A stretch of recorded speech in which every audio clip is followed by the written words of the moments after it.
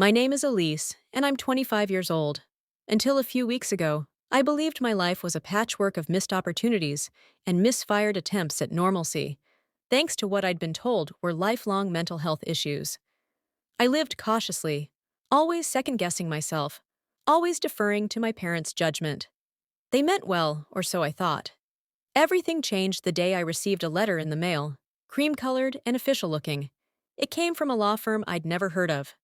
My hands trembled as I opened it. The words inside didn't make sense at first.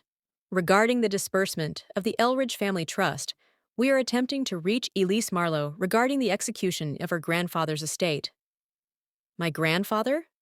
The one I'd been told was penniless and estranged before he died when I was 10. Apparently, that was a lie too. The letter described a substantial trust fund that had been established in my name, set to be handed over on my 25th birthday. Assuming I met certain conditions of mental competency. I read the letter over and over. There had to be a mistake. But the law firm had my full name, my birth date, and every other detail right. What was going on? I called the number on the letter, and within a day, I had an appointment set up with an estate attorney. I barely slept that night, plagued by memories of doctor visits, prescriptions, and therapy sessions. What if I wasn't really unwell? What if all of it, the diagnosis, the medication, the restrictions on my independence, wasn't real? That question cracked open something inside me. I needed answers. I stayed up late that night, poring through old journals and medical records my parents had kept in a locked cabinet, one I'd never been allowed to touch. I broke into it with a kitchen knife and a flathead screwdriver. I found pages of notes, prescription slips, and vague therapist recommendations, but no concrete diagnosis. It was all circumstantial, padded with emotionally charged language like needs supervision and prone to impulsive behavior. I remembered how, when I was 17, I tried to go on a weekend trip with friends, and my parents told me I had a condition that made it unsafe. I cried for hours, ashamed and confused, and never asked again. I remembered the time I tried to apply for a summer internship, and my mother said, "You know you're not ready for that kind of stress, Elise." Was it ever about keeping me safe, or was it always about keeping me contained? That night, I sat in the middle of my room, surrounded by papers and lies, and for the first time, I didn't feel broken. I felt angry. Beneath the fear, beneath the years of self-doubt and gaslighting, a part of me stirred awake. I decided to meet with the estate attorney not just for clarification, but for validation. If this trust existed, and if it was mine, then someone out there had once believed in me enough to entrust me with their legacy. Someone had seen me as capable, as worthy. That belief, more than anything, was what I clung to. I wasn't just searching for financial control. I was searching for the truth about my own life, and I was ready to fight for it. My first call was to Dr. Miranda Chase, the therapist I'd seen on and off since I was 16. She sounded surprised to hear from me. I told her about the letter and asked her directly, had she ever diagnosed me with anything? There was a long silence. Then she sighed. "Elise, I think it's time you knew the truth." What she said next made my skin crawl. My parents had hired her privately when I was a teenager, insisting I was showing signs of bipolar disorder and generalized anxiety. They pressured her to document their claims, but she never submitted an official diagnosis. Instead, she said, she wrote vague notes and did her best to treat me while staying within the ethical gray area. "Why didn't you tell me?" I asked, barely keeping the anger out of my voice. "They told me you were unstable," she said, "that you couldn't handle the truth, and they paid me a significant retainer to ensure your safety." My safety? Right. Except what they were really doing was gaslighting me into believing I was incapable of functioning on my own. For years, I'd been too afraid to apply for jobs, to move out, or to challenge them on anything. But now the pieces were starting to fall into place. I asked her again. Had she ever, at any point, written or submitted a formal diagnosis to any institution or authority? "No," she said softly. "There's nothing on record." Your medical file is essentially a collection of anecdotal notes. I never believed you were incapable, Elise. But your parents were insistent, and they made it clear they'd find someone else if I didn't cooperate. The betrayal was almost too much to process. I thought of all the therapy sessions where I'd cried, questioning my worth, begging for answers, and the whole time, the person I was turning to for help had been working under my parents' thumb. Why are you telling me this now? I asked. Because I think they've gone too far. Because you deserve to know, and because I'm tired of pretending. Her voice cracked on the last word. For a moment, I felt a twinge of sympathy, but it passed. Whatever regret she felt now didn't undo the years I'd spent trapped in a fog of self-doubt. I thanked her and hung up. Then I sat on the floor, holding the phone in my lap, staring at nothing. So it was true. I wasn't broken. I'd been tricked into thinking I was. My whole life had been a carefully curated illusion, maintained by people who claimed to love me. And now that illusion was crumbling. But with every painful truth, I felt a little stronger, a little clearer, like I was finally stepping out of a fog that had ruled my life for too long. I didn't know what would come next, but I knew I was done being anyone's puppet. The truth hurt, but it also lit a fire in me, and I was ready to see just how deep the deception went. I started pulling at every loose thread. My grandfather's trust fund should have been mine years ago. Why wasn't I informed? And where had the money gone? I hired a forensic accountant, a no-nonsense woman named Talia Brenner. She was skeptical at first, but warmed up once I showed her the letter and explained the situation. Her sharp eyes flicked over the documents I brought, and she nodded slowly, as if a puzzle had just begun taking shape in her mind. Within a week, she uncovered the paper trail. My parents had taken out several loans using the trust as collateral. Even worse, they had registered a business in my name, funneling profits into their own accounts. It wasn't just unethical, it was criminal. There were forged signatures, backdated documents, and entire folders of shady transactions. The most shocking part? The bank had allowed it all, under the assumption that I was mentally unfit and my parents had power of attorney.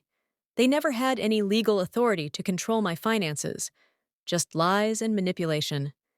Talia found documents where my name was scrawled in penmanship that wasn't mine. She compared it to samples I'd signed for the estate firm, and the discrepancy was glaring. It was enough to make a judge question the validity of everything they'd done. Talia documented everything. We assembled a file so damning it made my head spin. She looked me in the eyes and said, "You're going to win this. They've left a trail of fraud a mile wide." I asked her what could be done. "You have two options," she said. "We go to the authorities, or we give them a chance to make this right quietly. But if you give them that chance, you have to be prepared for them to lie again." I nodded. I was prepared for whatever came next. I wasn't the same girl who questioned her own memories and instincts. Not anymore. The truth had given me power. Talia handed me a folder thick with evidence, accounting spreadsheets, transaction logs, emails, and scanned documents that mapped years of deceit. I held it in my hands and felt the weight of all the years I'd been robbed of my agency. I wasn't just building a case, I was reclaiming my life. Now I had proof, and I had every intention of using it. I didn't sleep the night before. My hands shook as I hit record on my phone and dialed the number. My mother answered, chirpy as ever, until I told her I knew everything. I didn't yell, I didn't cry. I read out the evidence. The trust fund theft, the forged documents, the fake business. I could hear her breathing change, sharp and uneven. Silence stretched between us, filled only by the sound of my own steady voice, finally in control. Then I played the recording. Her and my father, caught on a phone call, admitting they'd had to protect me from myself, that it was for my own good. "You have 72 hours," I said, "to contact the bank and the law firm, admit everything, and restore control of the trust. If you don't, I send this to the police, the IRS, the licensing board, everyone." There was a long pause. Then she hung up. They called me the next day. My father's voice was rough, strained. He tried to make excuses, blaming stress, fear, their desire to keep the family together. He said they just didn't want me to get hurt, that they were afraid of what I'd do if left on my own. "We only ever wanted to help you," he said. "You were always so sensitive." I didn't care, not anymore. They had a deadline, they met it. Talia confirmed the trust had been transferred back into my control. The bank issued a formal apology for their role in the unauthorized transactions, and the law firm reinstated my grandfather's original instructions. No more gatekeepers, no more excuses. But I didn't delete the email with the evidence like they asked. I added to it the full story. The lies, the gaslighting, the fraud. Every word was cathartic. I wrote with a clarity I hadn't felt in years. I CC'd the email to the authorities, the bank, the Medical Licensing Bureau, and even the IRS. Then I hit send. No more secrets, no more silence. I stared at my screen after the email disappeared from my outbox, a strange mix of grief and relief washing over me. I wasn't the daughter they could manipulate anymore. I wasn't the girl who doubted her every thought and feeling. I was finally, completely free. The fallout was swift. The estate lawyers contacted me with apologies and formal documentation transferring full control of the trust to me. I expected to feel victorious, but what settled over me was a quiet, bittersweet sense of justice. Not celebration, just truth finally acknowledged. I felt like I had stepped out of a story someone else had written for me and was finally holding the pen myself. My parents attempted damage control. They wrote me letters, long, emotional, manipulative things. They wanted me to know they were just doing their best and didn't know how else to help me. They sprinkled guilt through every paragraph, reminiscing about childhood moments, presenting themselves as victims of circumstance. But they didn't ask for forgiveness. They demanded silence. They begged me to delete the email I had sent. They feared the legal consequences, the professional ruin. My father could lose his medical license. My mother could face criminal charges for fraud. They used words like family reputation and future stability, as if those things had meant anything to them when they were stealing from me. I didn't delete anything. I revised it. I added the names of everyone involved, attached documentation, and copied every relevant institution. The estate lawyers, the bank's fraud department, the state attorney general, and yes, the medical licensing board. This wasn't about revenge. It was about truth. It was about drawing a clear line in the sand. They had crossed it, and I wasn't stepping back. I wanted the institutions that had looked the other way to face what they allowed to happen. I wanted other women, other people, who'd been manipulated and silenced under the guise of mental health, to know they weren't alone. I wasn't going to be a cautionary tale whispered behind closed doors. I was going to be the voice calling out the abuse, loud, unflinching. The day the audit started, I sat in my apartment with the sun pouring through the windows, sipping tea from a chipped mug. It was a small thing, but I chose that cup. I chose where to sit. I chose what to feel. And that, more than anything they'd taken from me, was mine again. Justice wasn't just about punishing the guilty. It was about reclaiming my life. And I had done exactly that. The trust was reopened under my sole control. A formal apology came from the Board of Trustees, along with a commitment to launch a full audit of past transactions. The law firm representing the estate offered to work with me going forward to ensure everything was handled transparently. There were new safeguards put in place, clear written boundaries that couldn't be erased or manipulated. I changed my bank, my lawyer, and my locks. I changed my life. The first morning I woke up knowing I was financially and legally independent, I cried, not from fear or sadness, but from an overwhelming sense of liberation. The fog that had clung to me for years was gone. I was seeing the world, and myself, clearly for the first time. With Talia's help, I launched a new initiative, the Mirror Project. It's a support network for people, especially women, who've been misdiagnosed, manipulated, or disempowered by those they were told to trust. The name came from a moment I had while looking in the mirror, trying to reconcile the person I saw with the one I had been taught to doubt.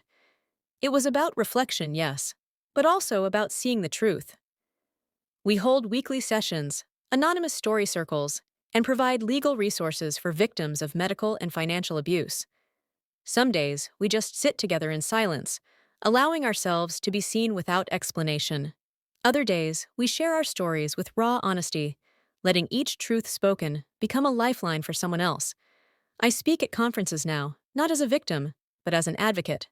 I tell my story so others can find the courage to question, to investigate, and to fight. I stand on stages and in boardrooms, classrooms, and shelters, sharing my journey so others might reclaim theirs. Every time someone says, "I thought I was the only one," I know the Mirror Project matters. And every time I look in the mirror and recognize the woman staring back at me, I know I've taken back my power. What was done to me wasn't rare, but speaking out, that still is. I want to change that. I already am. I write my own checks now. I sign my own documents. I see the world without the fog that used to color everything I did.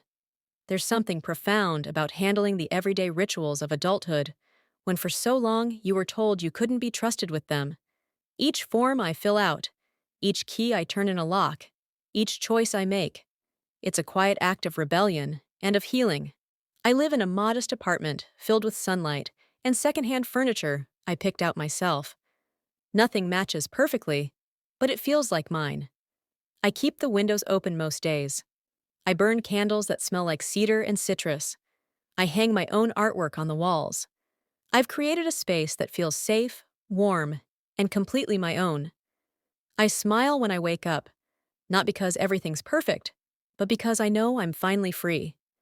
There's no fear waiting to meet me in the morning, no dread of being watched or second-guessed. There's just breath, light, choice. There's power in reclaiming your life. There's peace in choosing your truth over someone else's version of who you are. The world hasn't changed much, but I have. And that makes all the difference. People contact me from across the country, strangers who found strength in my story, survivors of similar betrayals, daughters, sisters, sons. They say they feel seen. They say they're not afraid anymore. They tell me their truths, and I hold them carefully, reverently, like seeds waiting to grow. That's all I ever wanted. To know that what I went through wasn't for nothing. To know that my voice could break someone else's silence. Freedom isn't loud or showy. Sometimes it's as quiet as sitting at your own kitchen table, sipping coffee you brewed yourself, reading a book you chose. Sometimes it's remembering who you were before the world told you who to be. And sometimes it's just saying, "I'm here. I'm whole. I'm mine. This is my new beginning, and I am ready for everything that comes next." I started as someone unsure, afraid, and deeply conditioned to believe I was broken. My life was one long echo of other people's decisions, my parents' fears, my therapist's silence, society's assumptions. I doubted my instincts, questioned my thoughts, and constantly apologized for simply existing. I lived in a mental cage so skillfully constructed, I didn't even know it was there. But something changed the moment I read that letter.